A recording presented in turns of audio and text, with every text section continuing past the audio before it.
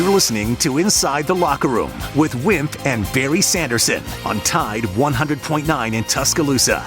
Lingering storm early, then tomorrow expect sunshine with a high near 94. I'm meteorologist Bill Murray on Tide 100.9.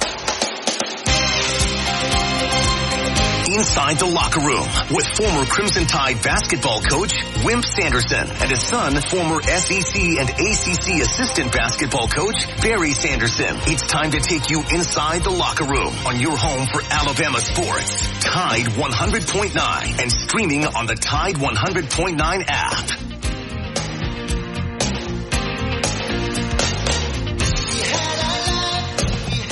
And good morning. Welcome into Friday edition of Inside the Locker Room. 205-342-9904 is the phone number if you'd like to get in on the show with us this morning. The X accounts at Locker Room 109, at Barry Sanderson, at Wimp Sanderson 1. Go give those a follow for us right now. We'll get more active on those X accounts as football season gets close here. And about, 29 days away, I believe, until the kickoff for Alabama and Auburn. Download that Tide 100.9 app to your smartphone. Get on that chat box. Send us a message. Send us a message where you're listening from. I like to get that information where we have listeners from. I know we have several out in Oklahoma. We got several in Tennessee that will message, several in the state of Texas. But send us on that app message where you're from and kind of maybe what you think Alabama's football record in the regular season will be this season. Before we get started, though, we want the Yellowwood pressure-treated pine from Great Southern. Always remember, guys, if it doesn't have the yellow tag on it, you don't want it. To find the dealer close to you, go to yellowwood.com, put that zip code in, and they will pull it right up for you. So always remember, if it doesn't have the yellow tag on it, you don't want it. We got Chase behind the glass again this morning, ready to rock and roll. He's getting a feel for this thing. He's got Kane Womack, who met with the media all clipped up. I'm sure a lot of people have heard some of that, so we'll get to some of that throughout the show. But I'd love to have your phone calls this morning on Friday, 205-342-9904. That being said, I'll kick it to you, Dad. How are you this morning? I'm hanging in there. I'll run over things very quickly and jump from one to another, so kind of hold on with me. Simone, of course, won the gold. Terrific young athlete, and very proud of her. I know that everybody is for winning the gold. Katie Ledecky had 13 medals, which is the most anybody has ever gotten. If you're interested in the golf, Alexander is one or two shots off the lead. Scotty played this morning at 3:11 our time, and Alexander played at 4:55 our time. He played with John Rahm and Victor Hovland. So if you're interested in that little bit in golf over there, the Georgia player Ra Thomas is kicked off the team. Not only did he have the problem with the automobile problem, but he had a problem at home with family, and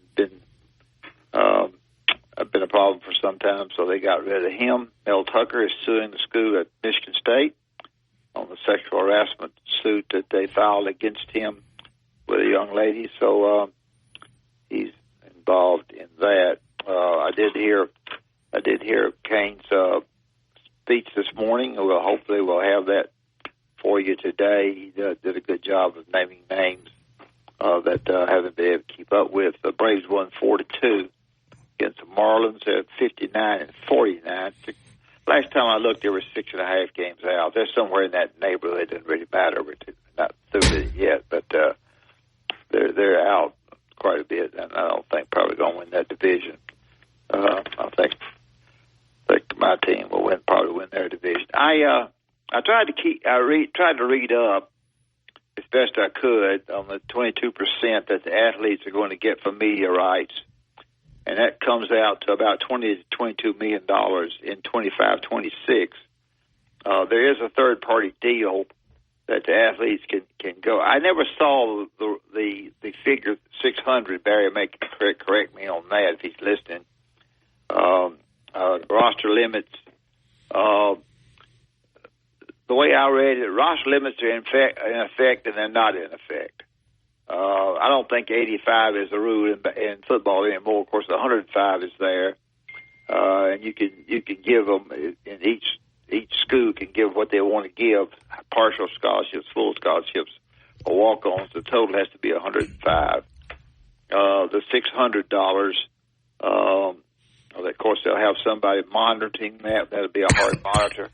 But I don't know that I saw where they get $600. Barry, that's part of the settlement that the NCAA put with the $2.7 billion going to the athletes. So, well, it didn't show it. Well, that's different than the $22 million that you're talking about. Yeah, I understand. But it looks like if they had said that there's the third party, they can go get deals away from the money they're going to get off the other that they would have. Well, they just haven't. They've turned it all into the judge.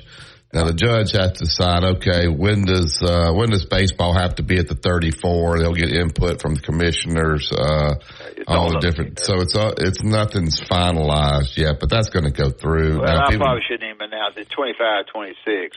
The thing I will announce that bothers me is the gender deal and a boxing match in the Olympics disqualified over what you are gender-wise, and I don't blame them. That's all I got. All right, we'll go right to the Yellowwood hotline on that note and bring Jason in. Good morning, Jason. Hey, Barry, what's up? How you doing, buddy? I'm doing good. Wimp just kind of touched on what I was talking about. Whoever is the governing body of this, what is it, the IOC or whatever, if you're either, and this is just an old school mentality, okay? Either you are born a man or you're born a woman. Yeah, that's right. All right. I thought. Glad you called. I thought Joe Theismann's injury was the grossest thing I ever witnessed on TV until I read where a man was allowed to box for his country against a woman in the Olympics. And and people can say, well, Jason, that's just where we're at now. No. That's not where we're at. Well, we all give up after the Olympics anyway. And it's an absolute disgrace to sports. Do you not have to declare, like, I guess that is it against the law to ask what gender they are? Is that why? And they're saying that nowadays I see where it's like a pronoun for this. Look, if somebody asks me, if you have to tell me your pronoun, I already know who you voted for, and I don't have nothing for you. Well, you should just tell it like it is. We should be able to find out when you were born, what were you? And if you were a female, then you're in the female Olympics. If you're a male, then you're in the male, and it doesn't matter what you did between the time you were born and the time you walked in that ring. So anyway, and look, let me clarify. We got somebody running for president that doesn't agree with you. Yeah, that's a long list on that one, but that's another day. Anyway, and then look, I need to clarify something. So, Coach Womack. All right, so this is coming straight from a family member of his. I pulled up their customers of mine. There is no message with the hoodie. She told me even in South Alabama, that's just something he's always worn. Yeah, I think he addressed that yesterday. Just said it's something he's always done. Yeah, we can play it. What he said about it. I hadn't seen what he's got on, but I just got a hoodie and sweatsuit and out there. And, so they did ask him about that yesterday. I think he said he did the same thing in Mobile. So, well, I'm off my soapbox. Y'all have a good weekend. Thank you, Jason. Jason will be cutting my grass when Ole Miss loses 3 games too, and I'll give him some water out there every time he's cutting it for free. So surely Lane Kiffin will blow a game or 2 for me, right? Chase, you're a Mississippi State guy. Ole Miss got to lose 3 now. You're gonna have to help me out with that. 205-342-9904. Now, I don't know this to be the case. So the narrative out there, Dad, I want to discuss this. I mean, they're saying Alabama's going to run a 4-2-5 defense. Now, I mean, I'm smart enough to know that's four defensive linemen, I guess 2 linebackers and 5 DBs. I'm sure they can walk those DBs up and make it look like a whatever. But the word coming out from the people that know football, Corey and Christian and those guys, about the 4-2-5. I don't even know. I don't want to put this on. I don't even know if they've said this. Swarm defense. Swarm, whatever. They said it's an easier defense to learn, that you kind of read and react, and it's not as complicated. And people talk about how complicated Nick Saban's defense was, which kept guys from getting on the field earlier. All right. So if it's that easy to learn, and I'm asking, I'm not being critical. I do think kids playing fast and not overthinking. I think I'm not being critical of Coach Saban. I'm not being critical of Coach Womack. I'm just throwing this out there. So if it's very easy to learn, would you be afraid it's going to be very easy for Tennessee and LSU and Auburn and those guys to learn what they're doing as well? Now, coaches was pretty complicated, so they had a hard time of kind of disguising the coverages and all the different things that they're in. So if it's easy for our young guys to learn, is it going to be easy for the opponents to learn how to attack it? Well, I think that's the one reason he went over and visited with Coach. Kane did. He went over and visited with Coach on defense. I think it's always good to show them different looks, because and maybe they're not going to show any looks at all out of the swarm. But occasionally, you know, I think you need to. I think you're right there. As the season wears on, and as these guys study this stuff, and they'll study it night and day, as to what is the best way to attack it, then perhaps it'll be hurt some. Now, the swarm defense has been run by him and his daddy and a lot of people for a long, long time, and they know pretty much what the other teams are going to try to do to hurt it. So the other teams have gone back and looked at the swarm defensive stuff. It's been run by they've gone to South Alabama's network and gotten everything they've run and see who heard it, who didn't. So it's going to be a good question. I think it all boils down to personnel. So I think the longer we play, maybe the more the defense will be hurt. Yeah. So there's certain teams, and I'll equate to basketball, that you try to get ready for. They just don't do a ton of things. I'm not saying the swarm defense does or doesn't. I don't know, but they're not that hard to prepare for.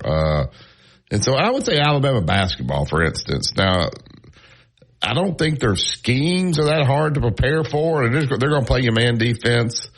But I think their personnel and their spacing is what makes them so difficult to guard. It's not the actions and all that. It's they put the guys in the corners. They have tremendous spacing, and they have tremendous shooting, and they have something for everything. So it's not the action, is the players and the spacing that are so difficult to guard. You say, well, just zone them. Well, they're going to fire threes and they're going to fire them anyway. So I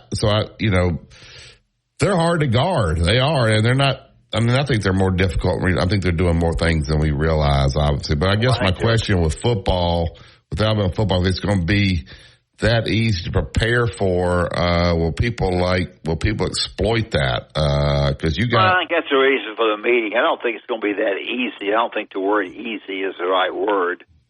I think it'll be a situation where when they do hurt it, that you can adjust.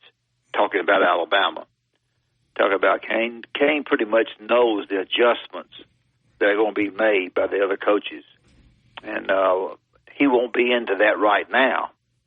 But by the time they get to Georgia, by the time they get maybe to Wisconsin, after 2 games, they'll have a great feel for the adjustments that the opponents make.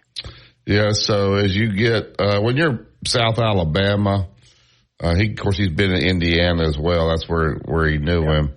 I don't know how to say this. When you're at South Alabama, that your opponents, they just don't have as many coaches preparing for you as you do when you're playing Texas A&M or you're playing LSU or you're playing Tennessee. I mean, they got 100 guys in there watching film. Well, the other factor is they can swarm the runners a lot better, too. That's the big key. Yeah, so Coach Saban would not put you on the field if you didn't know what to do. He just wasn't going to. If you didn't know how to, if you were a running back and you couldn't block and you weren't going to protect this quarterback, he just wasn't going to put you out there. If you didn't know the defensive scheme and you couldn't disguise the coverages and do all the things, he was not going to put you out there. It sounds like these guys will be able to get on the field a little bit quicker because it's not as complicated. Well, Barry, I think the other thing that you and I don't think about, Coach Saban's pass defense was good, not great. Not lately. It wasn't great. Yeah. Not great. I think we talk about the defense and the linebackers and up front, but brother, as much as these people are going to throw this football, you start with Tennessee and go through whoever, your defensive backs, and that's the reason they're trying to recruit defensive backs that have great ability, that have great skill, and they can teach them the way they want to. But I think is the most difficult part of all of it. You got to rush the passer. Yeah, you got to make it hard on him as much as you possibly can. That's the reason offensively Alabama's going to have a running passing game.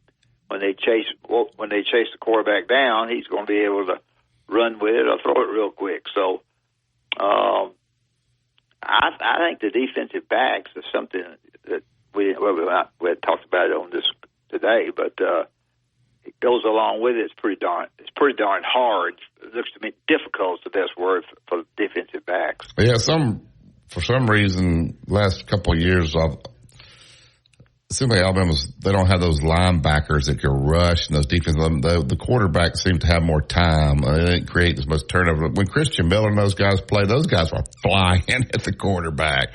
It just doesn't seem like. So if the quarterback's not in duress, then they're not causing as many problems. He can kind of pick you apart back there. And I saw. You like Kool-Aid so well. Yeah, I thought Kool-Aid was a little bit overrated, and I don't. And then he got to where he wouldn't catch the punt. I knew you were going to bring that up. And I couldn't understand. Like he would not catch the punt.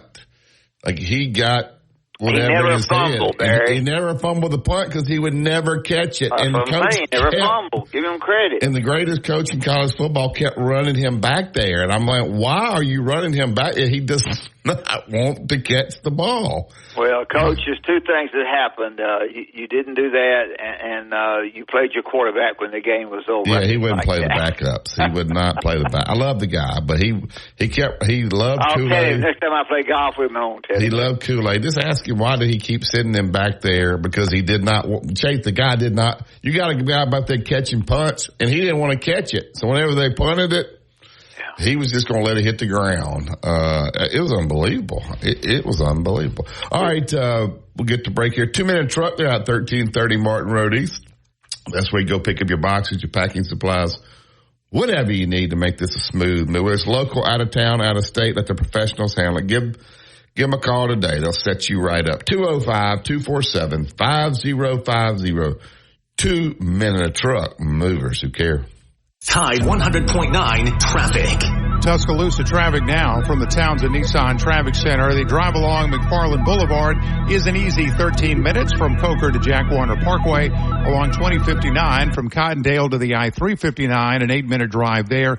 In 7 minutes on the eastbound side, Lurling Wallace at just a 5-minute trip down from Northport between McFarland and the 15th Street exit. With your Tuscaloosa traffic now, I'm Ray Romero. Here's what's trending on the Tuscaloosa thread. Good Friday morning. A heat advisory is in effect for all of West Alabama until 9 o'clock tonight. Need to limit your time outdoors. Make sure you stay hydrated and do not leave people and pets inside unattended vehicles. It's possible the advisory could be extended into the vitamins that control growth. They also perform an important function by controlling blood pressure and minerals like calcium and potassium to keep the entire body healthy. Tide 100.9 Tuscaloosa weather. Good morning. Heat advisories are in effect until 9 p.m. tonight. Temperatures in the upper 90s. Heat index values near 107 today. Expect intervals of clouds and sunshine. Be prepared for some scattered showers and storms this afternoon, though. The weak surface front moving southward could trigger some severe storms with isolated damaging wind gusts. Tonight, partly cloudy skies with a low of 74. Still a chance of a lingering storm early. Then tomorrow, expect sunshine with a high near 94. I'm meteorologist Bill Murray on Tide 100.9. Want to know what's going on with the Crimson Tide? Download the Tide 100.9 app today.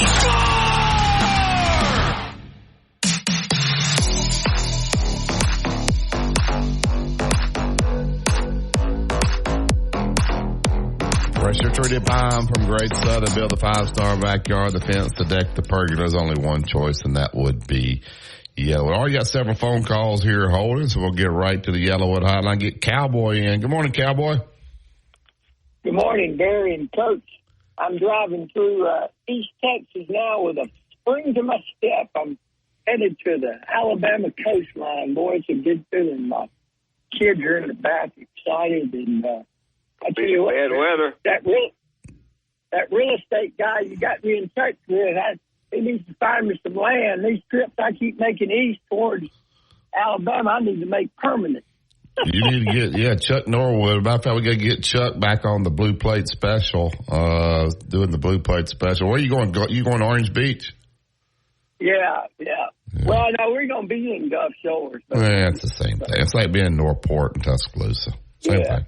It doesn't sound as sophisticated to say you're going to Gulf Shores there. Those Orange Beach, but hey, I like them both. You know, it's a good time. And heck, I'm in all these piney woods now in East Texas, and you mentioned Jimmy Rain and Yellowwood. He's got some pine trees out here in this neck of the woods, probably, you know. Yeah, he does. When you get down to there, just if you go to Doc's, just throw Dad's name around. You'll get 50% off over there. Can I ask for the whip special? Yeah, what happened? They may charge you double. The next time he goes, he'll get it free.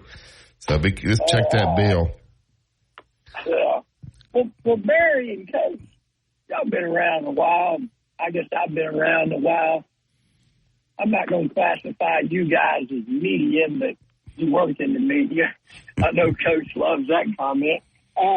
But, you know, it seems like all these media guys are kind of like a little young bear cub that realized he's kind of feeling something different than he used to feel, you know, and he's down there playing with it all the time. They're out there on these practice fields now, and they're just all excited about we got access. Coach Saban had an attitude around the building that, you know, everybody was tense. Now it's all loosey-goosey, and you got impromptu press conferences in the field, in the practice facility, sticking mics in the coach's face, and you can see all. I mean, we look like we've gone to a junior high clown show. Everybody's got all their social media outlets, and they're only going to put some on their Twitter. Now you got to go to their YouTube channel to see the clips.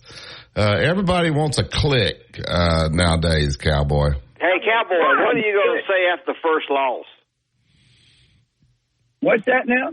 What are you going to say to us after the first loss? When they lose the first loss? Yeah. Well, I'm not really worried about the first loss. It's when it's, you know, if it accumulates, then you can really talk. You know, one loss, you'll be in the playoffs. Two losses, you'll probably be in the playoffs. When you get that 3 and 4 range is when you're going to start talking. You know, here's what I don't like, Cowboy. And I agree with you, what you said, but everybody, they're acting like what Nick Saban did, like there was something wrong with it. Like, there's just more than one way to do it. I don't think there was anything wrong with Nick Saban being on edge, and if you didn't do your assignment, he would rip you. Kalen DeBoer's different. He doesn't have you on edge. It's okay, but we act like what Coach Saban was doing wasn't working anymore for some reason. Why is that narrative out there? Are you hearing the same thing, Cowboy? Oh yeah, I'm hearing it. It really bothers me. I mean, it kind of breaks my heart because it really does. You know, I was born after Coach Bryant's probably 8th year at Alabama or somewhere around there. Well, you know, I remember my first game I went to was 1968, and my dad, you know, so I was excited. My first basketball game, Coach, was I guess in the 70s, like 1970, 71, I remember Allen House. Oh, you know, sure. my memory goes back that far, and Wendell coming in. Sure. But you know, I saw the end of the Coach Bryant era, and I knew what kind. I've been through the jungle and the wilderness of what it was like, and to get back to Coach Saban, and we got a fan base under, say, 45, maybe, you know, that hadn't been through what we've been through, and you know, it's hard to keep up what Coach Saban was doing, and I just don't see the appreciation. It breaks my heart. I agree with you. I think you're right. I want to say this, and Barry may not agree, and maybe I shouldn't say it, but on a lesser level, I'll put it that way, it was a little bit with me when I got the job at Alabama versus the guy that coached there before me with the players. So, you understand that, Barry? Yeah. Well, I think, because you had a different style, and so let's say in the style, your style worked, and it worked better. But they act like if Coach would have stayed, like we were going to be 8-4. Cowboys, what I'm hearing, like no, we wouldn't have been 8-4 if he'd have stayed. I may go really into deep water when I say this. I think Kalen DeBoer, I think he's a good football coach. And, but last fall people beat me up when I said I thought that Washington football team was a good football team. Oh, they don't play no defense out there. Now all of a sudden he's the best team since sliced bread. I just don't get fandomism when it comes to Alabama. Everybody else is wrong, but they're right. Now everything about it's right.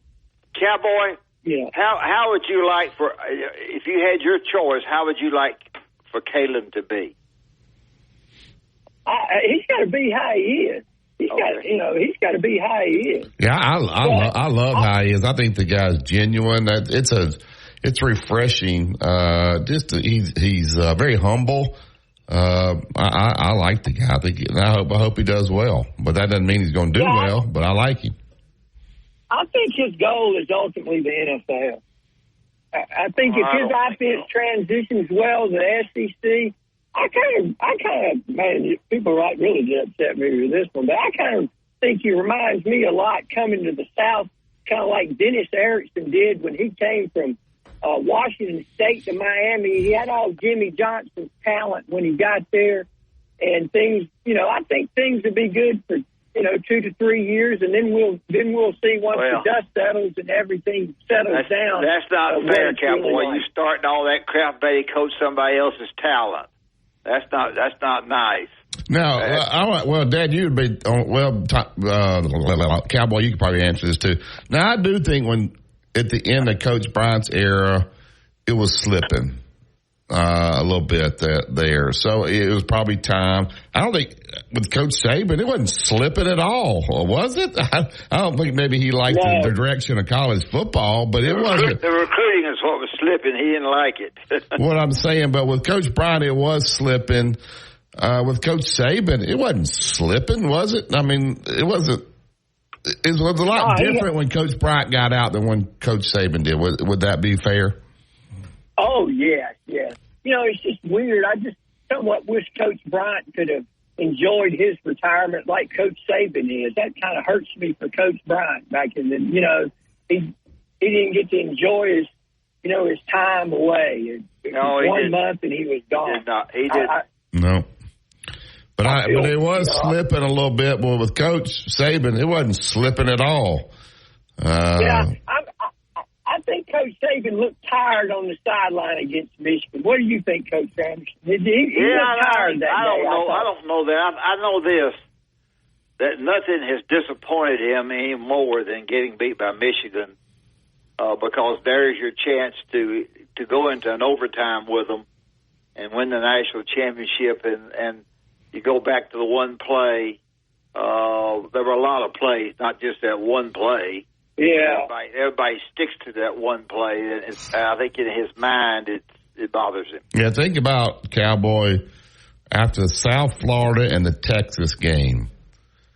what people were saying and thinking. And then for that team to go all the way to the college football playoff and be one play away from beating the national champion, how much that team improved throughout the year. That's why I don't understand why people are criticizing the coaching staff. That team improved. That team improved. Now, maybe they didn't use them right early, but that team, they got better each and every week, and then they went to Atlanta and absolutely whooped Georgia. So anyway, safe trip. Nobody talks about that Tennessee game, but that Tennessee game was real close to being 21-0 Tennessee. If they score it twice in the goal line, don't kick field goals. You're kicking field goals instead of touchdowns. Yeah, that was a. And that usually doesn't happen in Bryant-Denny, and Tennessee had a chance to win that game for sure. Yeah. No doubt. I kept telling people, that Michigan, we're better. I said, but, something's fishy about this game. It had me worried all along because the bookies, the betting line never came off Michigan. Never. Mm-mm. Michigan's going to get hammered, too, by the NCAA with all that stuff that went on. All right, Cowboy, have a safe trip. You got to get your break.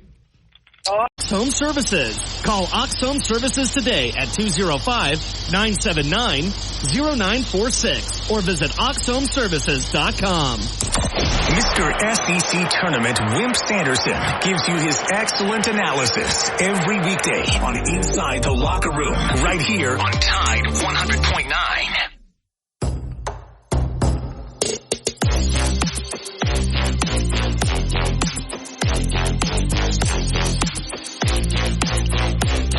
We want to thank Yellowwood Pressure Treated Pine from Great Southern. They bring you this 7 o'clock hour. If it doesn't have the yellow tag on it, you don't want it. All right, Yellowwood Hotline, get Phillip in. Good morning, Phillip.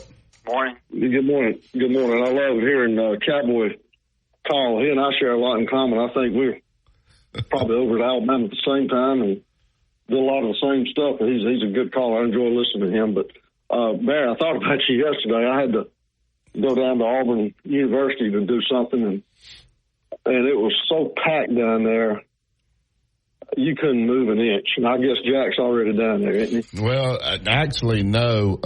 Jack's not going to go to Auburn.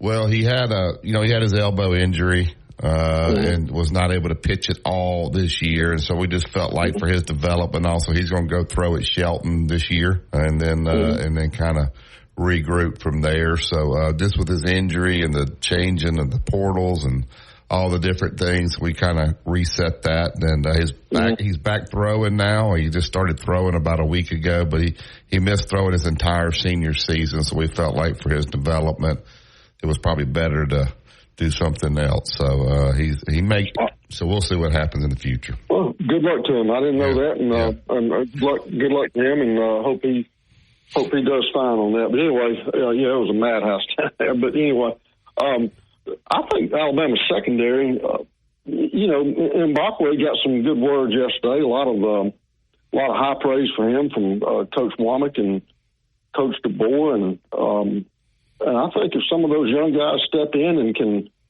solidify that defensive backfield with along with Keon Saab and the other guys that we got coming in, even the Wake Forest transfer, they like his length, and he's apparently long and athletic, longer than they thought he was. And you never know, man. That might be the one thing that tips the scales in Alabama's favor. In Alabama's favor, a lot of games they may end up having a good unit back there. You enjoy hearing from the coordinators? I really love it, Barry. I do. I'm pretty advanced in my fandom at Alabama. I just turned 64, and it's sort of all that information during my life has pretty much been cloaked like it was some sort of war games mystery, and I understand that, but it's just been enjoyable for me. I've really thoroughly enjoyed it, trying to get to know these coaches and to hear their voice, and everything they say to me is interesting. I really get into it. Yeah, it's Kane Womack did a good job yesterday. I think they kind of just set them up in the indoor facility and let people come around. It's not as formal as when Coach would go up with the Coke bottle and the water and come up there at the podium. I think they just kind of do it impromptu there. And so I think we'll be hearing from those guys throughout the year. And so I'm sure as the season goes on, the questions will get tougher, obviously, when you start having some mistakes made, this, that, and the other, and wanting to know why you did certain things. But it should be fun to hear from these guys throughout the year. It will be. And just like JC said the other day, I think y'all asked him point blank if he felt like a team would go undefeated in the SEC. And if my recollection's good, I think he said there's not going to be an undefeated team in the SEC, and I believe that. So there's going to be a lot of tough games to be played, and I'm still saying, I'm sticking to it. I think Clemson is going to give Georgia all they want. I'm not saying they're going to win, but I think that's going to be a really good game. But you're not calling the upset. Not yet. Okay. But I believe that's going to be a good game, a really, really good game that could come down to the wire. Before I let you go, Philip, you listen to a lot of these shows. Do you sense the people act like Coach Saban didn't do a great job? It's almost like the things that he did was wrong now. I'm amazed at what I hear these people say around here. I don't understand that. My God, he was incredible, and he brought excellence to that football program. You always knew your team was going to be ready to play, and you can't say that about every coach. You can't say that about Lane Kiffin.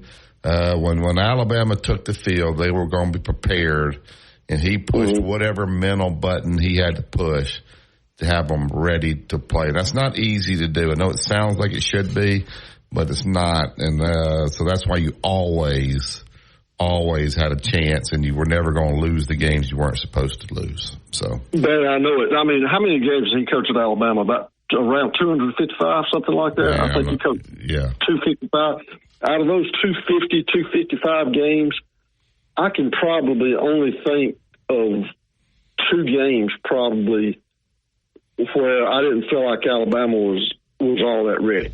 Yeah. That's saying something. And that's what Georgia, like I told you the other day, that's what I think Georgia's got to be careful of this year is, yes, they have unreal talent. Yes, they've got an unbelievable program. They'll be favored in most games, but I really wonder, sometimes Kirby's teams don't always get off the bus excited and eager to play. Yeah, not always. And they don't play a style that's going to blow you out, but they're going to grind you down and beat you. They're going to beat you up over 4 quarters. So they're a grinder type team, but sometimes they don't always step off that bus ready to play. And I've had Georgia fans agree with me on that. And a perfect example was last year against Georgia Tech. Yeah. But Georgia Tech hung with them through pretty much 3 quarters. Yeah. So watch out for Ole Miss at home against Georgia. That's an ambush right there waiting to happen. Ole Miss is already in their foxholes. They've got their bows and arrows out, and they're waiting for Georgia to get off that bus. Yeah, no doubt. Thank you, Philip. Thank y'all. All right, back to the Yellowwood Hotline. Get Tom in. Good morning, Tom. Morning, Barry. Morning, Coach. Hey, Tom. So y'all watch the Olympics? Some of it, not really, just jump back and forth. Yeah, I watch it at night. I like to watch the swimming and the gymnastics. I didn't realize y'all were devil worshippers. Yeah, I guess if watching Simone Biles and Suni Lee makes me a devil worshiper. I think the 2 of you should be investigated and. I didn't watch much. I should don't investigate me much. I didn't watch much of it. You wait till Coach Stallings comes on. I will call in and I'll make this known to him. So you don't watch it? You know what? I sat down. I looked so forward to the Olympics. So last Friday night, me and my wife, we sit down, and the minute it come on, they started. Well, listen, let's don't go there. I was going to try to be funny, and it's not funny, and then I want to move on. All right. Okay. Go ahead. Because it gets political. You know what I mean? I don't want to do that. Yeah. So. I got my own little thing, you know. Everybody's ranting. So if the truth's known, you peeked at it a little bit. Yeah, I did. I wanted to so bad. I like to watch the gymnastics. Jenny and I watch it. And the one day I did not want to know who won, so I didn't look on anything. And anything come out would delete it. But last night I watched it. I knew that Simone. Do you want to know who already won? Since it's already been done, so you want to know? I do. I want to know how many medals America has, and opposed to everybody else. I want to know who won and who got the gold and this, that, and the other. I'm really. So when you're watching it, you already know the outcome. Yeah, I listen to. I'm a radio guy. I've said that 5 billion times, and I listen to the updates and all that during the day. I don't mind it. I do. I think the Olympics are a big deal, and the performance that people do to win are big deals. And I'm really debating. I love track and field, and I'm debating about will I have to give up my anti-devil worshiping card if I watch it? And so, I don't know. It's been a lot of. It's just really disappointing me in a lot of ways. I can tell it's weighing on you. Yeah, it is. It really is. I know you're making fun of me, but it is. Transgender stuff bugging him. Well, I tell you what. Yesterday, the picture of that young lady in tears after that boxing match, that wrenched me right there. And then last night, the New York Post, by the way, is the greatest newspaper ever of all newspapers, and Alexander Hamilton's family is the one that started the New York Post, in case you didn't know that. Had an article with Mike Tyson. He said, listen, I will fight that dude in any fight and give every penny of everything that's raised off of that boxing match of me beating his ass to Battered Women's Foundation. I thought what a great quote from, he is so brilliant with quotes.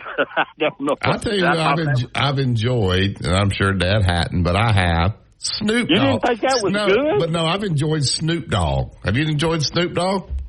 No, I hadn't paid any attention to him. He had that necklace on with that goat on it. Snoop Dogg's at all the events, and he swam with Michael Phelps, did a little special there. Snoop Dogg, I like Snoop Dogg. Well, I know that he's kind of changed around a little bit as he got older here lately, but I don't have a problem with Snoop and everything, other than that necklace that had that devil goat head on. What happened to Peyton Manning? He was there for the opening ceremonies, and then you don't. He realized what was going on, and he didn't want to be labeled a devil worshiper. He got the hell out of town. Good, I'm glad of it. You don't like Peyton Manning? I think he's too much everywhere. He's country western. I think you can get enough. His dad is absolutely terrific. But I was doing the Jimmy Rain thing when he was our guest speaker twice, and I'll leave it at that. But he's fine. I just think he almost overdoes it. I don't think anything. I think you're right about Peyton. It's nothing really wrong with him, but I can't get past the thing with, when he was at Tennessee. Yeah, you didn't like because he was leading the band. Oh, no, wait a minute now. I try to give people credit if they're good and their accomplishments. Yeah. But he's the smartest quarterback. He watches film all day, every day. So smart. He knows everything everybody's going to do before they do it. He's almost on the equator with God, and I just cannot take that. Come on. Tom, you're not on the same page. Hey, I'll tell you what. Coach, I could go off right now, and you would agree with everything I'd say, but I'm not going to. I'll tell you what. Your son would banish me from the radio. If you're the offensive coordinator, you like him on your squad. He makes you look good. Yeah, well, don't I know? He's everywhere. That's when he played football. He's everywhere now. He's country western. I like he and Eli on the Monday Night Football. Everybody wants to complain. You want to complain about Coach Saban? Let me give you one story. we were getting ready to go up there to Knoxville, and Tennessee had lined up Paul Feinbaum, Philip Farmer, and Tay. They had flew him in on the school jet, and they had Mike, what's his name, the former commissioner. Oh, they were up there in the skybox laughing and joking, and Butch, this was going to be the year Butch broke the spell and beat Alabama. Coach Saban went up there in front of all of them and slapped them in the face and was killing them by halftime. And Feinbaum and Tay and them, you should have seen their faces when they showed up in that luxury box. It was the most hilarious thing you ever seen in your life. They were they had brought them in. They were going to strut like peacocks up and down the field in Neyland Stadium, how they beat Alabama. Coach Saban went up there and slapped them around like children. Hey, Isn't that the greatest story? Yeah. Yes, sir. I was at that game. What's his name that you've been wanting to get us on with? Tell me, I forgot. Vern Lundquist? I got him on the phone. Right. And he's in Colorado. Really? He didn't want to be on that early. And so he said if I don't know if we could do it or not, if I'd call out there that we could interview him and we could play it back. I don't really like Well, let me tell you. Go ahead. Let me tell you what, Coach. That's what JC and Mike Morgan did. Yeah. He wasn't live on their podcast. They called him and talked to him and broadcast. They didn't have him live, so don't sweat it. I mean, if you do that, you're as good or bigger. Actually, you're bigger than they are. I love JC. You would think if that was any good, though, he could get him to wake up one day. Tom. Well, I got to get Barry, because Barry's in the studio and I'm not. You think you could get him to wake up one day? These old guys don't sleep that late. Well, I don't know. I don't know what's wrong with Vern. I mean, he turned down Coach Sanderson. Yeah. Yeah. He takes they need to build a statue to him outside UT Stadium in Texas. Hey, Vern. It's Tom. Yes, sir. I go and I buy a product, and I bring the product home and I open it, and the product is not what the girl told me it was. It won't fit my phone. Right. Am I going to have a problem getting my money back or getting another product? I think I am. Where'd you buy it? It depends on who you bought it from. If it's Amazon, your money will be there the next day. No, it ain't Amazon. It's a local place here in town. What's the name of it? Five Below. Five Below. Come on, you can spend $5 on it. You can spend more than gas going to They going to argue with you. They going to argue with you. Big. Just throw it away. It's Five Below. You're going to spend that in gas riding down there. Yeah, Barry's on that. I mean, all over it. I mean, he's pretty good. Just let it go? Yeah, it's $5. Yeah. Okay. Hey, look at it like this. Okay. How much gas are you going to spend, A? B, how much is your time worth? Are you going to pay yourself $8 an hour for your time that it takes to go down there and get your money back? So good. Hey, so this is a great call. How about did y'all see the Isaiah Bond? What he got in his NIL deal? No. Isaiah Bond. So at Texas, the local Lamborghini place picks two athletes that's been good on the academics and good on the field. First of all, he hadn't played a down at Texas. So he and one of his teammates, they gave him, I'm sure just a dry, I didn't give it to him, but a Lamborghini. So he's got him a Lamborghini. So is that true NIL? Academics and play on the field? He hadn't even played a play at Texas. Well, that's only the $600 limit you're talking about. Yeah, but you can do it now. You can do it now. Yeah. So my point is, will that be legal in 25, 26? And college said, well, they're going to let him drive a Lamborghini because he got good academics. And let me give you one. Let me give you one equal to that. Kenny Stabler came to Alabama, got homesick, was going to Foley. Coach Bryant got mad about it. Yeah, went down there. They drove a brand new Corvette from Tuscaloosa Chevrolet to Foley and said, you can have it if you get your rear end back up yonder and play football. And he drove 120 all the way back up here. Is that true? I That's true. don't know. That's illegal, Tom. I had him in I had Kenny in basketball. You think 90% of these players went to Alabama and Auburn because they loved the school? Please give me a break. Scholarship. They went for a scholarship. I had Kenny in my basketball class first year I went to. Really? I thought it was Joe Namath. No, I had both of them. They're two different times, and Kenny, I'm gonna tell you, Kenny's a good basketball player. Was he a good student? When he was good. Hey, he was a good baseball player too. He beat Don Sutton in the state championship. Yeah, he was good. He was good, boy. Yeah, he was good. All right, we got to get to break. Remember that? What's that? Hey, look, do y'all remember him beating Don Sutton? That was such a good baseball pitcher in the pros, and Snake beat him in the state playoffs. There you go. Thank you, Tom. Thanks, Tom. Love the show. Thank you this morning. All right, just Five Below. You're going to spend that in gas. Wanted to change that. So just chalk it up. Next time you're near there, just put it in the car. Next time you're near there, run in there. But don't make a special trip for that. You listen to Tide 100.9. It's the home of Alabama sports. Tide 100.9 traffic. Tuscaloosa traffic now from the Townsend Nissan Traffic Center. Road work on the U of A campus had rolled out yesterday has closed the southbound lane of 2nd Avenue between Coliseum Circle and 15th Street. That's for a repaving project expected to run through August the 12th. The northbound lane. Innovation. Experience the wow factor. Contact Shoot Masonry and Specialties at 205-887-3807 today and unleash your home's full potential. Tide 100.9 Tuscaloosa weather. Good morning. Heat advisories are in effect until 9 p.m. tonight. Temperatures in the upper 90s. Heat index values near 107 today. Expect intervals of clouds and sunshine. Be prepared for some scattered showers and storms this afternoon, though. A weak surface front moving southward could trigger some severe storms with isolated damaging wind gusts. Tonight, partly cloudy skies with a low of 74. Still a chance of a lingering storm early. Then tomorrow, expect sunshine with a high near 94. I'm meteorologist Bill Murray on Tide 100.9. Alabama fans are all over the world, and we are too. Download the Tide 100.9 app right now in the App Store and Google Play, and take the Crimson Tide everywhere you go.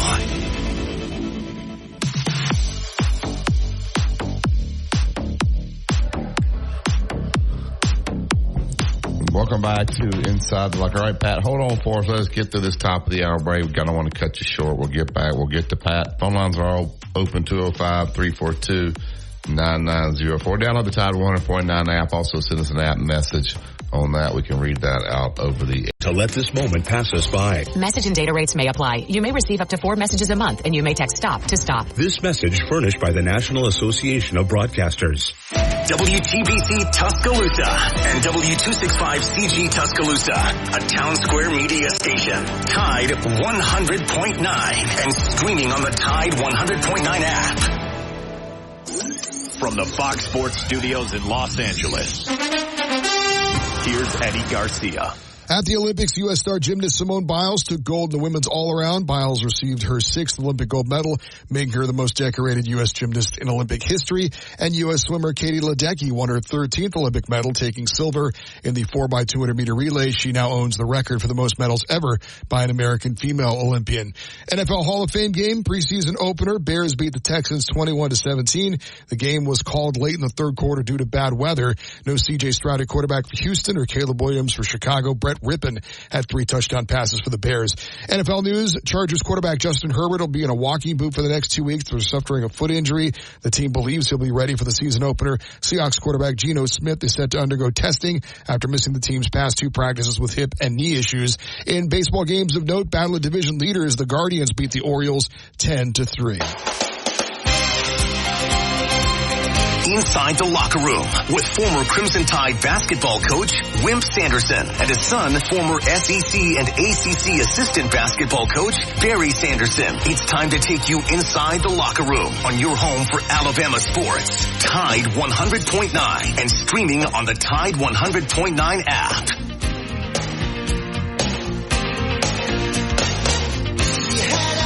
Welcome back to the second hour of Inside the Locker Room, 205-342-9904 as we kick off this 8 o'clock hour. I want to thank Andrew Kniffer. He's my Allstate insurance agent. Let him become yours. I like it because Andrew has been in this community since 2002. So whenever we have something go wrong, we need to use our insurance. He always has the perfect person to contact that can help you resolve your situation there. So give him a call today, 205-722-9201, looking for home, life, auto. You got that new boat. You need to get that thing insured. They will take great care of you like they do me. Once again, 205-722-9201. All right, get to the Andrew Conifer hotline and get Pat in. Good morning, Pat. Hey, good morning. Hey, good morning, Coach. Coach, are you still down in the Destin area? Do what now? Are you still down on the coast in the Destin area? Yeah, I'm not in Destin. I'm in Gulf Shores.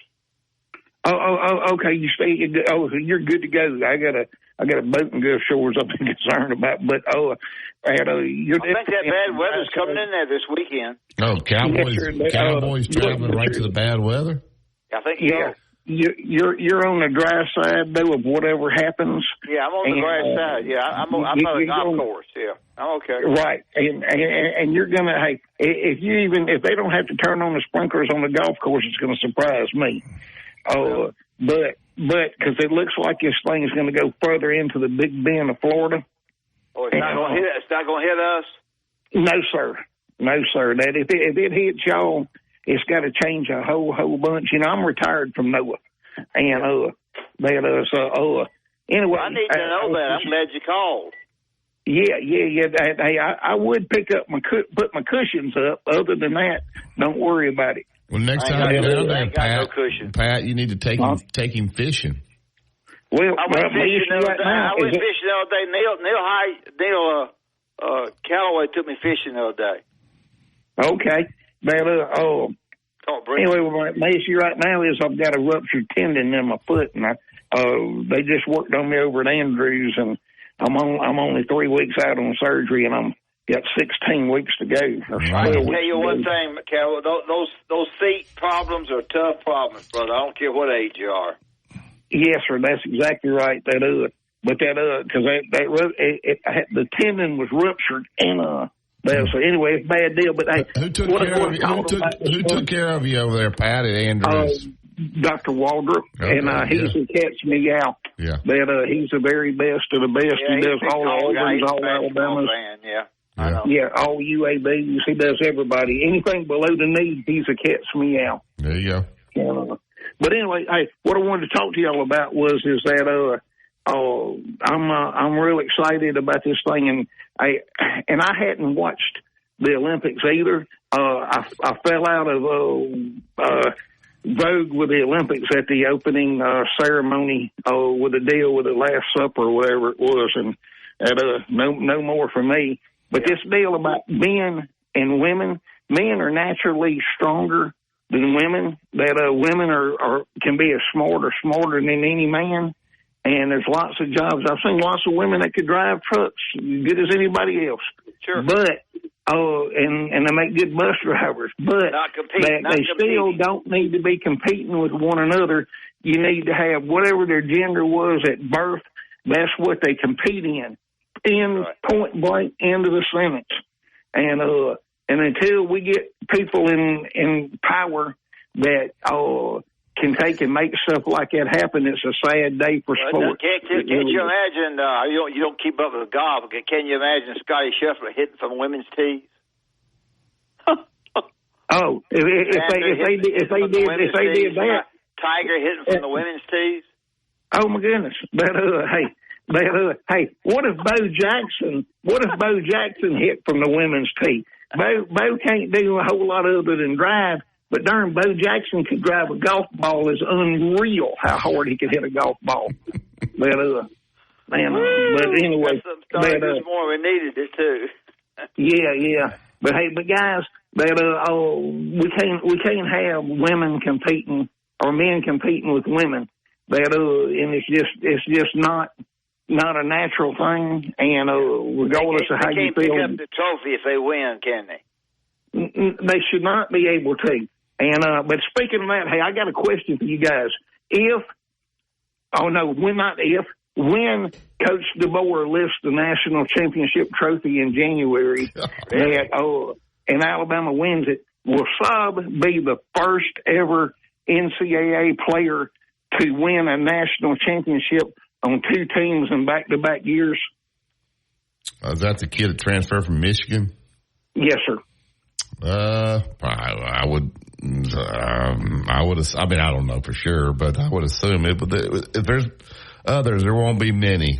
That'd be for sure. You know what they're going to say, don't you? He won it with Coach Saban's material. Pat, do you sense that people are criticizing Coach Saban now? Like some of what he was doing was no longer working. Like, are you hearing? I'm telling you, that is out there. Coach Saban he got to within 2 or 3 plays of playing for the national title, and if he would have played for the national title, I thoroughly believe Alabama. They're going to say it's with Coach Saban's material. Well, but you got to understand when Coach Saban first came in, Mike Shula left him one of the finest defensive backs in Javier Arenas that ever returned a punt at Alabama. I mean, everybody gets down at Les Miles down at he played with Coach Saban's players and won a national title. So what? I hate it when people say that's Coach Saban's players. They're not. The University of Alabama's players. I'm sure Caleb Board does not look at them. These are Nick's players. But here's a big deal. Now, I'm not all in on our center yet, because he's kind of small for the SEC. They say he played very well, and he did play very well, with that offensive line that he had out in Washington. But y'all got to understand that this is the SEC, and everybody in the SEC is big and fast. Well, they're not all big. They're big, but not all of them are fast.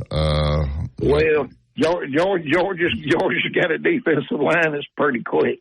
Yeah. And we played Georgia early, but guys, listen to me. If we come out of the Georgia game undefeated, then you'll see recruiting that he puts the icing on this class, and this could be the finest class that Alabama's ever had, because there'll be a lot of flips.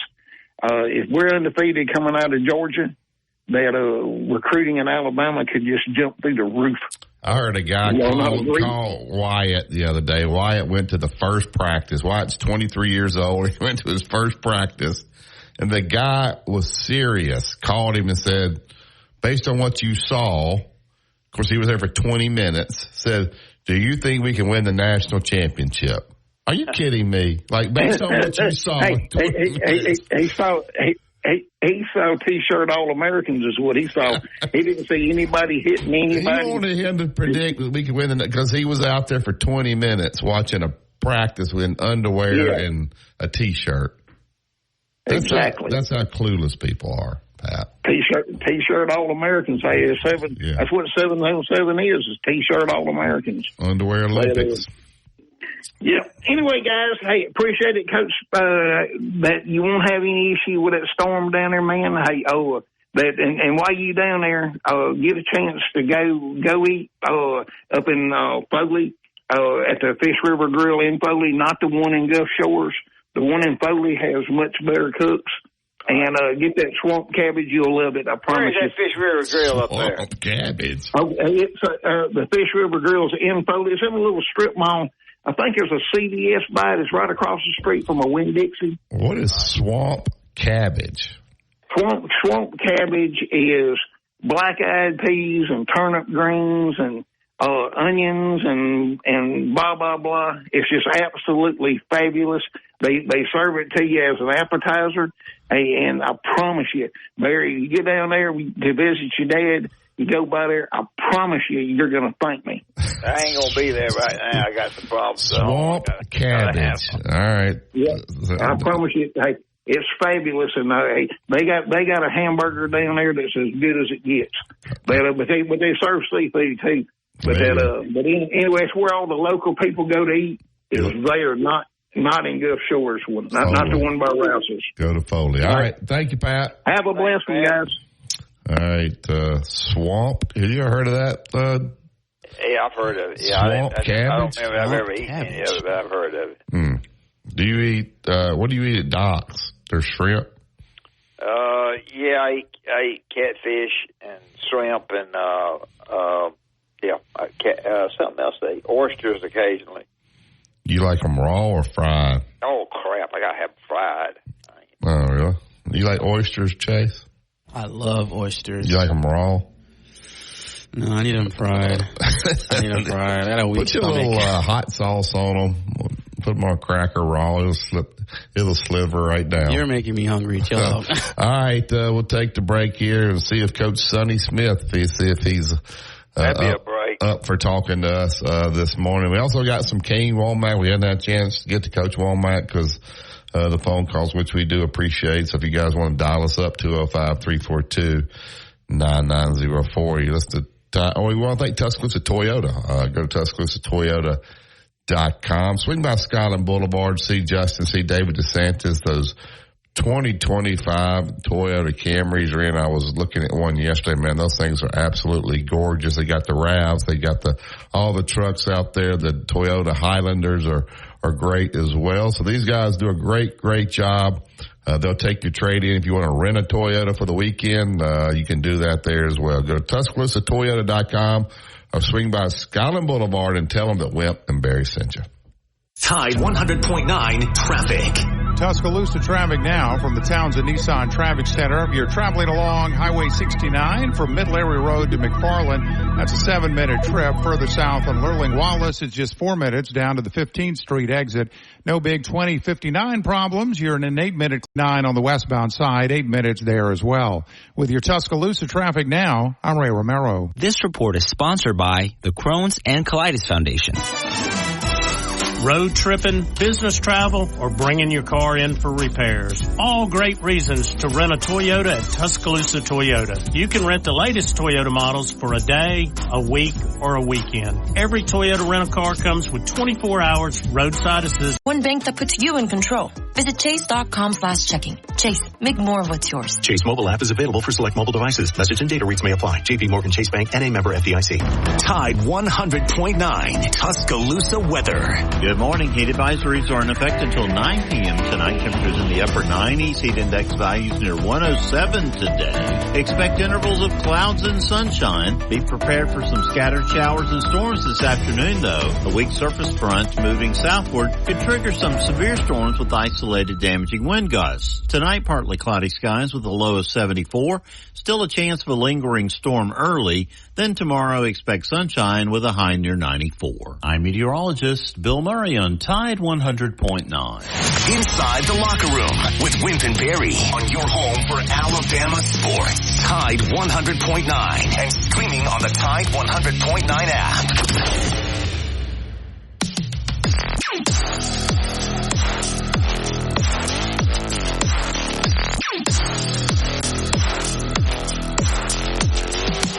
Welcome back to Inside the Locker Room. All right, we'll get right up to the Tuscaloosa Toyota hotline. I know he's just got a few minutes. He's got a appointment he's got to get to, but we'll get to him real quick here. Coach Sonny Smith. Good morning, Coach. Good morning. How are you guys today? Are you watching cowboy movies? And I can if they still make them. I'm still watching them. I met Lash LaRue. No, you didn't meet Lash. Lash LaRue is one of my all-time favorites. He knocked the top off a Coca-Cola bottle for me at Fair Park in Florence. He did what? He shot hit that rope he had or whatever you did. Yeah, he roped it, yeah. He knocked the top off a Coca-Cola bottle without breaking the bottle. I tell you what, Lash LaRue is one of my favorites, man. They don't make them like old Lash. I wonder how old Lash would have been if he'd lived a day or two. Oh, good grief, he'd be 200. He'd be 200, wouldn't he? Yeah, he's older than dirt. Who's Lash LaRue? Lash LaRue is a guy. Barry, you don't know the real cowboy stars. Huh? Tell what did he had that thing he slung at, what did he do, Lash LaRue? Lash LaRue had a bull whip. Yeah. He could snatch the eye out of a possum. He was so good at it. They didn't fool with old Lash, man. That's the reason they called him Lash. He committed a tremendous lash on you with that whip he had. I tell you what, and he also had 2 pearl-handled pistols that he could just twirl, and you missed it, Barry. You should have been older. I should have been older. What other country western stars do you like? Oh, I like Roy Rogers. I like Gene Autry, but back in the day, you're talking back in the day. But coming up though, I changed a little bit on that. I can't remember my favorite guy. I used to tell you who my favorite guy is. Now I forgot. Yeah, that's the reason I didn't tell him. I had a bunch of them. It must have been really special. Tim McCoy was one of my favorites. Tim McCoy. He wasn't that He's favorite. a singing cowboy, too, huh? He couldn't have been that big of a favorite of his. He's already forgot who he is. My gosh, I'm pretty old. I can't remember the guy. Well, you remember Tim McCoy. Tim McCoy was good. He would always wore a black hat and black shirt and look tough, mean. He could outdraw anybody, stand backwards and flip his guns up and turn around and shoot your eyeballs out. I miss the old guys. All right, let's talk a little football. Auburn had their first practice yesterday. Alabama's 2 practices in. They're giving them a day off. They had 2 practices. They're taking the day off today. Hugh Freeze said he does not want to talk about last year's offense anymore. He's moving forward. And he and Peyton Thorne, he didn't say this, but they're kind of married to each other. He needs Peyton Thorne to play well because, a lot of people don't think Peyton Thorne's good enough. He does. And so just your thoughts about Hugh Freeze now calling his own plays there. So all the responsibility is going to lie on him. And it seems like he and Peyton Thorne are married to each other. So it needs to go well. The thing about it, you would think that the pressure would be extremely high on the man this year. You'd think that the people would be talking more down than up. All the people that are talking about football right now are as positive as I've seen them in a long time. So this must be gummers. Yeah. Well, yeah, we got some of those. I think the thing about it is, I think we're going to be a better team than I think anticipated. Now, does that mean we could win 7 games? I don't know that, but I think some people are picking them to win 7. But I think the expectations are at maybe a little bit higher than we are. But also 5 in a row at home, Sonny, and I know. When you get to Oklahoma, the 5th game, if you've won the first 4, I'm going to blue plate it. I'm going to pick. You going to blue plate it? I'm going to pick. Well, how many you giving Auburn to win? 7? I don't know what that is. Barry knows the line now. I don't even know it. What do you say, Barry? I think Auburn. Yeah, I think the over under about 7.5, something like 8. Yeah.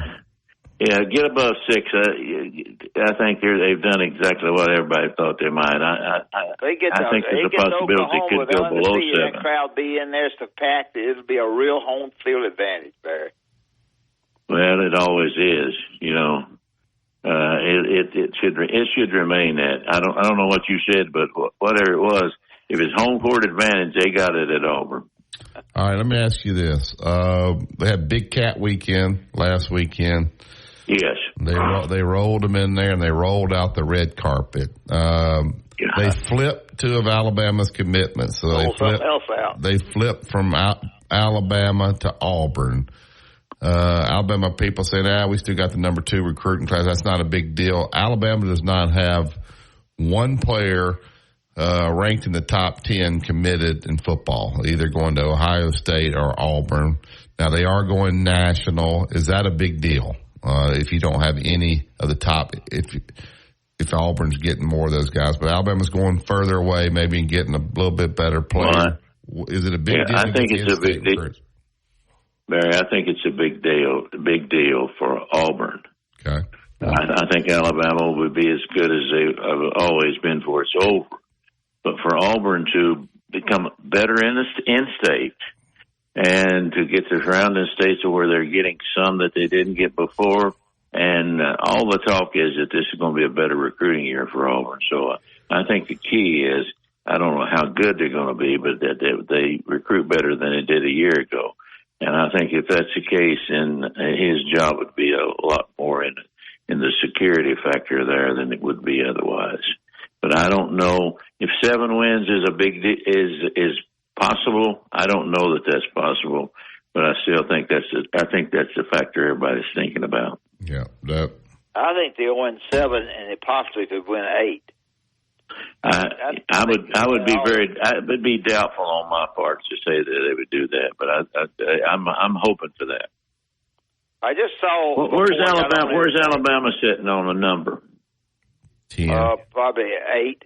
No, I would say 8 or 9. No, 8. 10. 8, you say, Barry? I'd say 10. 10 and 2. 10 and 2. Yeah. I thought they was just playing 10 games. I thought it was 8. I don't think they're playing 10 games. They did that back when you was doing 6-man football. Yeah, 10 games. Yeah, I forgot they was playing more. You should have seen my 6-man football team. This is some radio show. We forgot that Alabama's playing 12 games. Hey, Sonny. Hey, the best thing to do is forget it. Auburn's lining up to play Houston in basketball. They're going to play Houston. They just announced it today. I saw it today, and they're going to play Houston. I forget exactly. They're going to play one game in Birmingham, another game somewhere out in Houston. So I think Auburn will be better than people think. They don't have the names to back that up, but I think they'll be better than people think this year. I really do. But I think with the returnees, and if they get the help, they won't get the help that they say they're getting. But if they get close to that, I think they'll have a good year, very good year. Well, they say it's getting crowded down there. 5 straight home games. If they go 5-0, then I don't think the fans going to be very happy if they go 2-5 the next 7 games. So they got to get to 5-0. If they do that, then anything can happen. I called it. They're going to win 7 or 8 games. I told y'all that. Are they going to win the first 5? Sure. They got to win. They got to win the first 5. I think to do that. Barry doesn't like the quarterback, Sonny. Well, there's a lot of people that doesn't like him, but I think for the style of play that they fit him to, I think he does very well. You don't hear the competition at the quarterback position the way that you normally do. You hear more about Peyton Thorne than you do anybody else. Yeah. Well, Auburn's going to play Houston at the Toyota Center, and then they're going to come back and play the next game will be then they'll play the 23-24, I believe it is.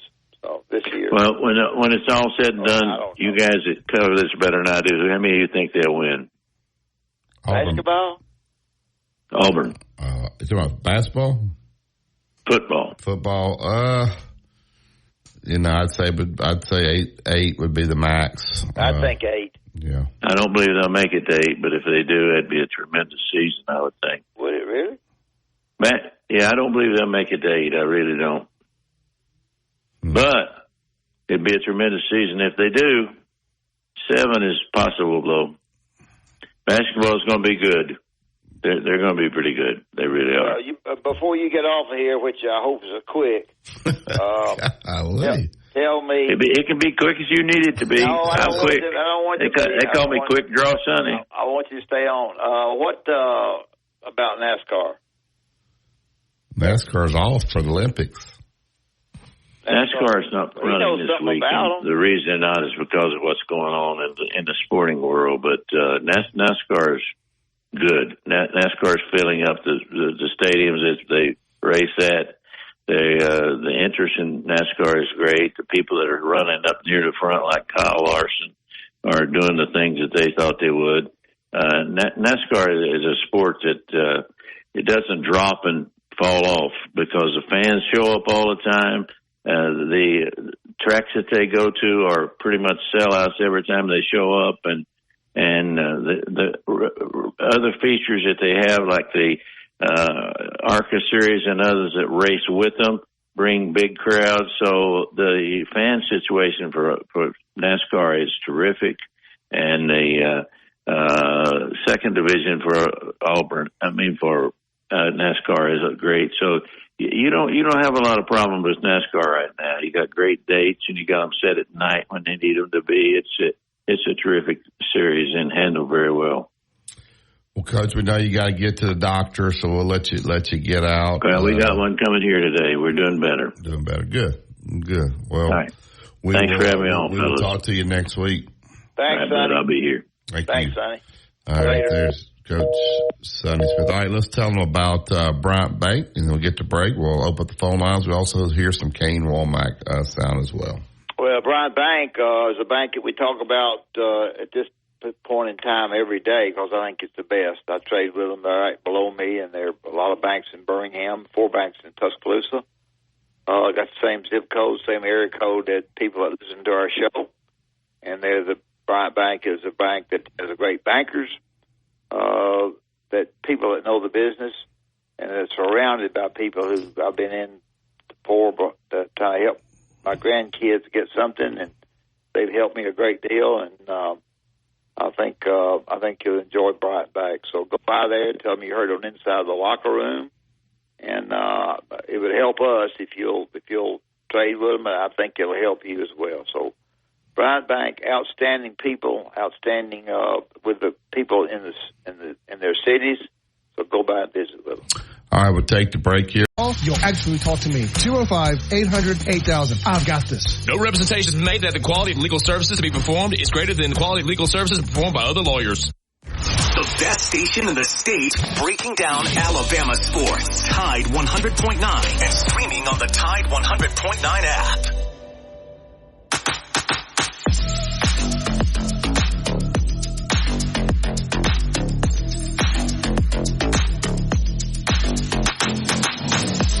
Welcome back to Inside Locker. Phone lines are open 205-342-9904. Also download that Tide 100.9 app. You got articles that come out all the time now with practice going on. You also can send us an app message throughout the show.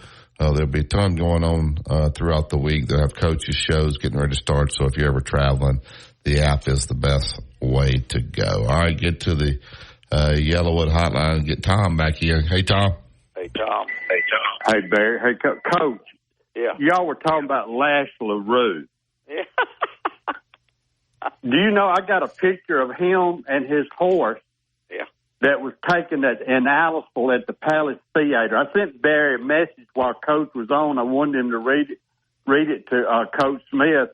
But, of course, my messages never get read. Yeah, Barry didn't know who Lash LaRue was. Where did you send it? Where did you send it? I sent it in the chat option off the app. No, I ain't gotten it yet. I don't know. I need to learn that chat app. Why am I not surprised at that radio station? How did I go to that they chat? They blocked my messages. I hadn't gotten it. Maybe did you send it?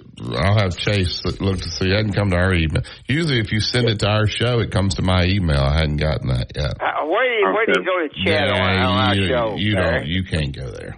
Barry, where did I go? You can't go there. Why? Because it's. I don't know. It's weird. Because it's weird and you're logical and it's weird, so don't try it. You're Barry, right. Why don't Barry want me to go there? I don't mind. You go in there, he just has to email you, but you don't have our email. They have our show email address in there, and you don't get our emails. So. Well, it said chat with us on the app. Yeah, so if you send a chat, supposedly if you send it, I think if you click on our show, then it'll come to us. Not like I get stuff for Gary's show all the time, but you know. So. Okay, hey, Tom, he knocked the top off a Coca-Cola bottle and didn't break the bottle. Yeah.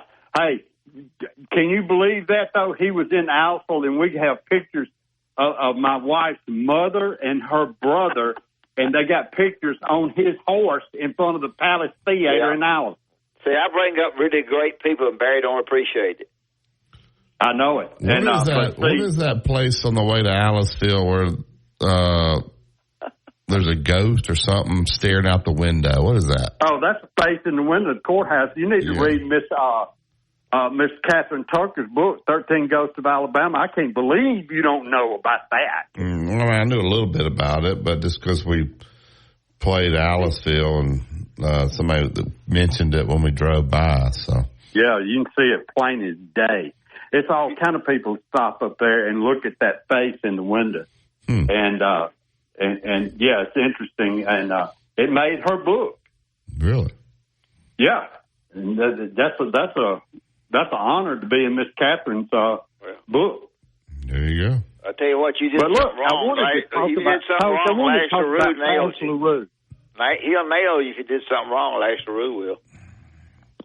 Hey, can you know back in the day, these people, this family that owned this, the theater owned a bunch of theaters around the area. You know what I mean? Yeah. You remember the Cobb family that owned Cobb Theater? Sure. Okay, that was them. And so they would bring these movie stars to Aliceville. And, I saw the pictures, honey. She's showing me the pictures of that horse. And, but they would bring these movies, and they would bring them to Aliceville. Aliceville's quite a place. Yeah. Well, it is to me. Yeah. Y'all, okay, Barry, I see you're trying to make fun. No, I'm not. He's trying to make fun of I'm not. My guy, Jacob Acker, he loves Aliceville. I hear all about Aliceville. So. I tell you what, Jacob is a star over here. Yes, he is. And I tell you one thing, you have a hard time finding his equal. There's no radio show today on 100.9 that mentioned Lash LaRue but us. We're the only show. Hey, you know what, though? I was looking around on my Roku TV, and I can't figure that out. And I was curious about, how I think y'all got direct, but I was looking to see how you can get all these. They got all kind of Western channels on that Roku TV. I wish I knew how to do it. My grandson Blake tried to put it on me, but I can't figure it out. I tell you what, that's the reason I was looking at it, because I was thinking about you and Coach Smith, and I thought, well, look at here, all these channels with Western. Anyway, I just wanted to call and tell y'all about Lash LaRue. I have pictures. There you go. You're the only one. All right, Barry, Tim Orton just sent me a note saying that's not swamp cabbage, it's swamp soup. Oh. So you like it better. Over in Foley? Yeah. So there's no cabbage in it? Yeah, I don't know. He said swamp soup. All right. I'm passing. Chase, let's play a little Kane one, mate. This show's gotten off the tracks. Just play that first clip on why he's wearing a hoodie. Everybody's wanting to know why he's wearing a hoodie, so let's clean that up. I thought it was to show the guys, hey, it's hot, I got a hoodie on, but evidently he wore the hood. But of course, he may have been trying to do the same thing at South Alabama. But why are you wearing that hoodie, Coach? Tell us.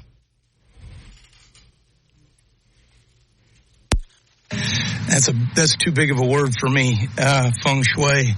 I've worn it for so long. I think it's just kind of what I naturally do. I think early on, I think I was trying to keep a lot of older coaches that I know that, they get little spots on them and all that stuff. And then, I kind of got used to it, and now you get a good sweat in and all that stuff. You lose a couple pounds through it as well. So that's just kind of what I do. So, did it the last 3 years in Mobile, done it for years before that. So it is what it is. How much weight did you lose yesterday? You know what? I think I lost 7 pounds, but, I try to gain it back. You want to lose a little bit of weight, but you want to do it a little bit at a time. All right, enough of that. All right, on the coverage and the defensive scheme, let's hear what the 4-2-5 defense, the Swarm. Let's hear what he said about that. Well, I think there's natural instincts, right, that are built into, young men, right, and then there's developed. I don't know if instinct is the right word, right, but they hone in on their skills and they start to have an instinct for the scheme and what we do defensively. And the way we're structurally built is we want to allow our guys to be able to break on the ball, to play with some vision at times. And when you play with instinctive vision, the windows start to get really tighter. So people have a misconception of vision coverage, right, that it's all this space out there. Really what you're doing is you're taking away the grass and the people that the quarterback is wanting to get the ball to, right? And so you see our players naturally starting to get a little bit more matchy with some of their coverage when we play some of our vision style coverages, and then just having a better feel for our defense. You know, if you look at us last season and you look at us in the spring, I didn't think we started particularly well on defense early in games, and then we started to hit our stride as the game went on. We've really encouraged our guys to start playing, not on their heels, but be the aggressor early, and that means playing with some instincts, and I think we're seeing that.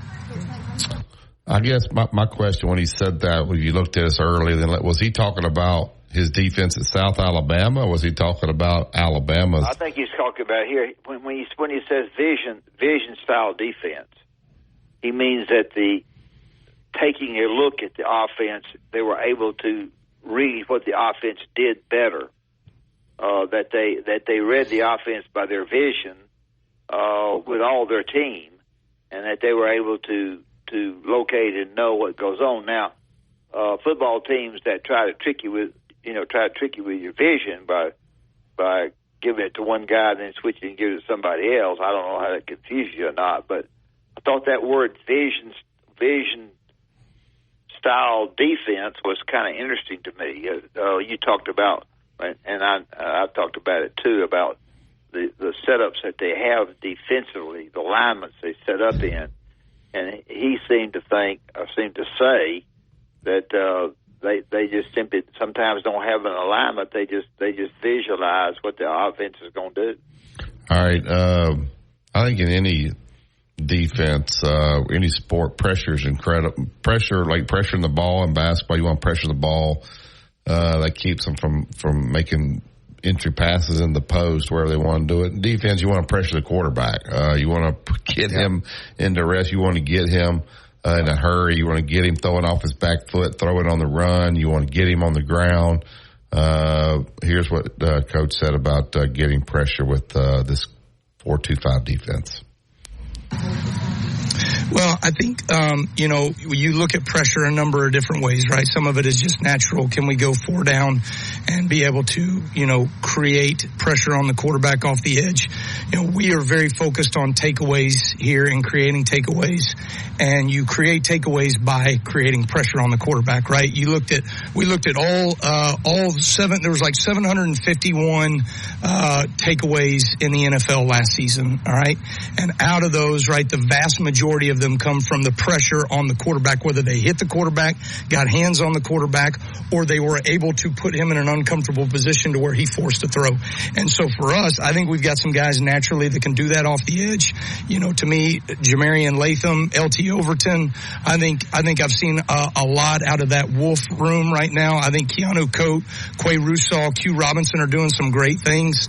And then you've got some younger guys like Yanze Pierre that are starting to step up. Keon Keeley off the edge of the field and Jordan Renaud. I mean, I've really been pleased with some of the rush that we've been able to create.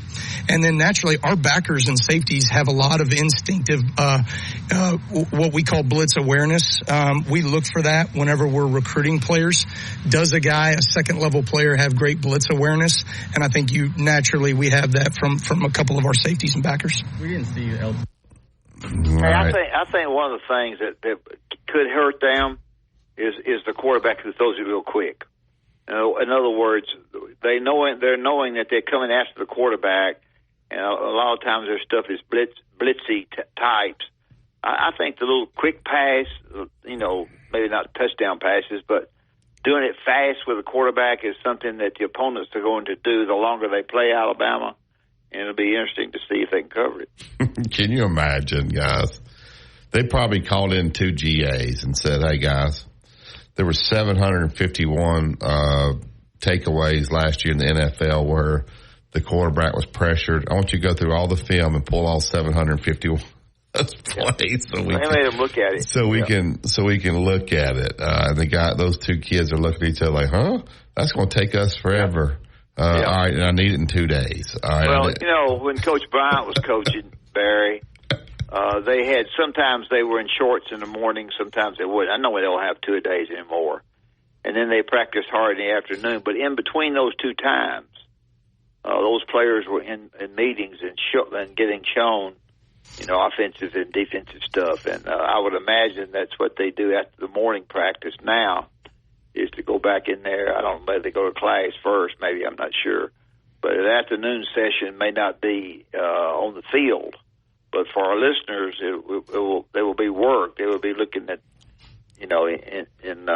with their coaches, offensively and defensively, as try to improve and understand what they're doing in the classroom before they go on the field. Chase, can you imagine those guys? Were 751 turnovers. Get me this film. I want to see all. Go pull the transcripts of all the games, find out where they had a tournament, and get all that on one disc there. It was his defensive staff. We need to look at that and find out where the pressure's coming from. Why are these guys turning the football over? And so they probably looked at it, and they probably did. They looked at probably 751 times. And, I think you can learn a lot from watching film, but that's how in depth this stuff gets at this level. That's what I'm saying. Like at South Alabama, you ain't got that kind of people there to do all these kind of things.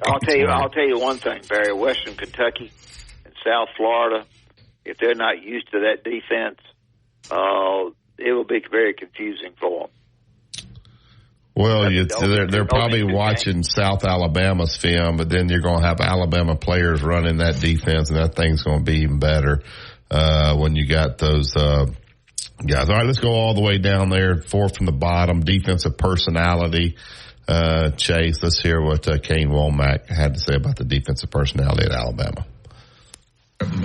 Well, I think schematically, everyone has a personality, right? And our personality in this defense over the last few years is to create pressure, and pressure allows you to create takeaways. And we are a defense that wants to have production from the defensive line room, right? We're not going to be a stagnant, eat up block style defense. At times, right, do we have to take on blocks? Absolutely. And you're going to take on double teams. And here that's 700 pounds, right, that you're dealing with, okay? But there are times, right, where we're going to create movement. We're going to create pressure. We're going to get our best pass rushers matched up in one-on-one against their weakest links, right? So that, to me, is the creative things that we've always kind of hung our hat on, of being able to find the weakest link on offense, all right, and be able to expose that through one-on-one matchups, sometimes with the defensive line. All right, I'm not overthinking. I know you want pressure. The more pressure you bring, you can make some big plays defensively with pressure, obviously. But you also can give up some. If you keep rushing in there and you overrun the quarterback, you get that thing out quick. So there's some give and take there. Hey, we may give up a play or two here, but we got to, get more big plays than the ones we're giving up. But if you're going to give up a few more big plays when you're that aggressive, don't you think? Well, I don't think there's any doubt about it. You're exactly right. I think the Tennessee game is the perfect example of them taking a real hard look at what everybody else in the league could do. If they can cover Tennessee, they play them not the first game, not the second, third, fourth game of the season, but I think studying them, or studying teams that play like them in their class is big, because you visualize what you think, but sometimes they try to trick your vision by exactly what you say. You can give up big stuff against great quarterbacks. Yeah, and they'll be facing some, obviously, when you're I don't know about Wisconsin's quarterback, but a lot of people think the kid at Georgia's best quarterback in the country. Yeah, when you have two running backs and he hands that football or fakes that football to two of those running backs, and you don't know which one he's giving it to, and then he plays out of that, I think it's more confusing. All right, we'll take this last break, and then we'll hand that ball off to Gary Harris and let him take it, let him run with it, and he can hand it off to Wyatt, and then Wyatt can hand it to Christian and Corey, and then they can pitch it to Ryan, and we'll call it a week. That's the Tide 100.9. It's the home of Alabama sports. Tide 100.9 traffic. Tuscaloosa traffic now from the Townsend Nissan Traffic Center. The drive-in for this Friday morning has been largely uneventful, and let's hope that doesn't change now as we head for the stretch run. If you're traveling down from Northport along Lurling Wallace, crossing the Hugh Thomas Bridge up to the University exit, that's a largely delay-free drive at this point. Same story on 2059 from Foster's to Cottondale, and Highway 69 for those coming up from Hale County as well. With your Tuscaloosa traffic now, I'm Ray Romero. Coming up on The Game with Ryan Fowler. Coming up on the Friday edition of The Game, we're going to get you ready for another big weekend of Alabama Crimson Tide football. A couple of different practices on Saturday, Sunday. We're going to preview those and a lot more. We'll talk to Brent Beard. We'll do our Free-for-All Friday sponsored by Brian Harden Construction with your phone calls right here on The Game starting at 2 p.m. on Tide 100.9, 1230 WTBC. Your home of Alabama Crimson Tide Sports. The longest running sports program in Tuscaloosa. Changes within just a couple of days. Text support to 511-511. These statements have not been evaluated by the FDA. This product is not intended to diagnose, treat, cure, or prevent any disease. Tax fees may apply. Tide 100.9 Tuscaloosa weather. Good morning. Heat advisories are in effect until 9 p.m. tonight. Temperatures in the upper 90s. Heat index values near 107 today. Expect intervals of clouds and sunshine. Be prepared for some scattered showers and storms this afternoon, though. A weak surface front moving southward could trigger some severe storms with isolated damaging wind gusts. Tonight, partly cloudy skies with a low of 74. Still a chance of a lingering storm early. Then tomorrow, expect sunshine with a high near 94. I'm meteorologist Bill Murray on Tide 100.9. You're listening to Inside the Locker Room with Wimp and Barry, only on Tide 100.9 and streaming on the Tide 100.9 app.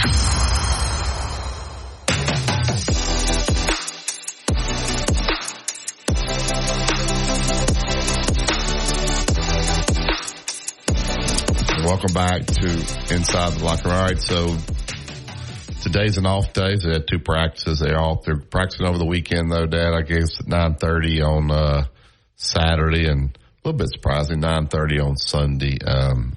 Maybe whatever. I'm sure that won't be normal. I'm sure when they get into the season, Sundays will be a day off. But I think they'll have some coaches talk again over the weekend. But nothing today. But it'll start to increase as far as the putting the pads and all that on. I know they have to go through an acclimation period and get used to this weather. Boy, I tell you, it's hot. I don't know how much they're going indoors. But it'll start to progress here, and then a couple of weeks they'll start probably to hone in on West Kentucky. I always thought it was interesting that Coach Saban said they would look at their schedule, and if there were certain things they might see throughout the year, they would install it and work against it this time of year. So when they got to that game, it wasn't the first time they've ever seen it. So there's a lot of work that goes behind this preparation for these guys getting ready for the season. Yeah, it is a lot of work that we don't realize. And, where there's work, there's mistakes. Where there's a new defense, there's mistakes. Mistakes you try to overcome as you teach them. The ability is there. And I think, Barry, one of the things, the less you have to think, the better you are, especially if you're as talented as he says they are. And he's high on the talent now. I think the talent needs to play rather than think. I think that's big. Yeah, well, they talked about that. It's not going to be as complicated defensively, which will get guys on the field quicker. But also, it's on the flip side, it won't be as complicated for your opponent to kind of figure out as well. So there's a give and take with that. I'm looking here at Auburn, their first practice, and boy, they are really high on this Perry Thompson kid. When a coach says he looks the part, tell the listener what that means. Well, they like him a lot. Yeah, well, it just means he looks like, as a freshman, sometimes you're a little bit thin, depending on the position. But they're saying this kid already looks like an SEC player. So maybe there will be, if he is better, then that will help Peyton Thorne. Lord knows he needed some help last year with guys in the skill position. So should be fun. It's the talking season is just about over. The guys are practicing, so it seems like everybody's enjoying the new era of Alabama football. And we'll see what happens. I just wish people would stop acting like the game had passed Coach Saban, because it certainly had not. If he wanted to come back here, then they would have been good. People act like this guy forgot what he was doing, that they were poorly coached last year or something. I just don't understand that narrative. All right, we'll get out of here and call it a week. We'll make way for the Gary Harris Show. Gary is ready to rock and roll. Chase, have a great weekend. Appreciate all you did for us this week. You're doing a great job getting all the deals down with the press conferences and all that. So once you kind of figure out the routine here, it's not that hard. You just have to overcome Gary and I. If you can do that, then you're doing good. You listen to Tide 100.9. It's the home of Alabama sports. Have a great weekend, everybody.